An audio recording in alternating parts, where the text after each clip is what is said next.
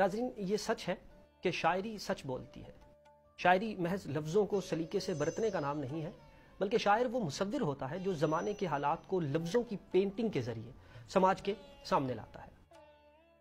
अदब की तरक्की और तरवीज के लिए कोशां मारूफ अदबी तंजीम सदाए सुखन ने नेशनल प्रेस क्लब के इश्तराक से एक मारूफ शायर है हमारे शहजाद नैयर साहब, उनके नाम गुज़िश्ता रोज़ शाम सुखन का एहतमाम किया और बहुत खूबसूरत शायर है शहजाद नैयर साहब। और इस तकरीब की खूबसूरत बात ये थी कि इसकी सदारत मुल्क के मारूफ शायर, अदीब भी हैं, दानिश्वर भी हैं और नकाद भी हैं, प्रोफेसर जलील आली साहब ने की।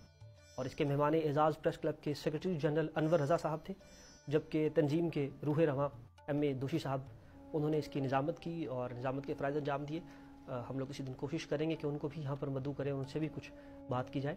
प्रेस क्लब में होने वाली इस मुनफरिद शाम में रावलपिंडी, इस्लामाबाद के अलावा सरगोदा से भी कुछ मुंतखब जो शोरा थे वो शामिल हुए और उन शोरा ने अपना जो कलाम था वो पेश किया।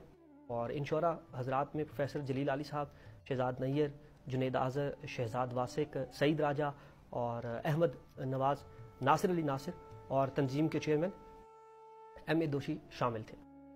तंजीम के चेयरमैन ने secretary general national press club Anwar Raza और प्रोफेसर जलील आली की मौजूदगी में साहिब शाम शहजाद नैयर के एतराफ़ फ़न के लिए सुखन एवार्ड भी जो है वो पेश किया।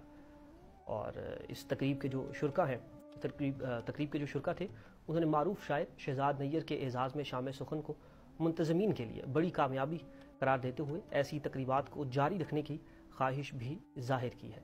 और अदबी जो तकरीबात हुआ करती हैं उस हवाले से ये बहुत इंपॉर्टेंट हुआ करता है कि उनका जो इनकाद है वो गाहे बगाहे होता रहे, ताकि अदब की जो तरक्की और तरवीज है वो जारी रहे। और यहाँ पर एक याद रहना चाहिए कि जो अदब की तरक्की और तरवीज के लिए कोशां मारूफ तंजीम है, अदबी तंजीम सदाए सुखन, हर माह ऐसे मुशायरे का इनकाद करती है। और इसकी दिलचस्प बात यह है कि इस तंजीम में महज शायर ही नहीं बल्कि अदब से मुंसलिक सहाफ़ी भी इस तंजीम का हिस्सा है। तो ये एक इंपॉर्टेंट खबर थी जो मैंने कहा कि शामिल कर ली।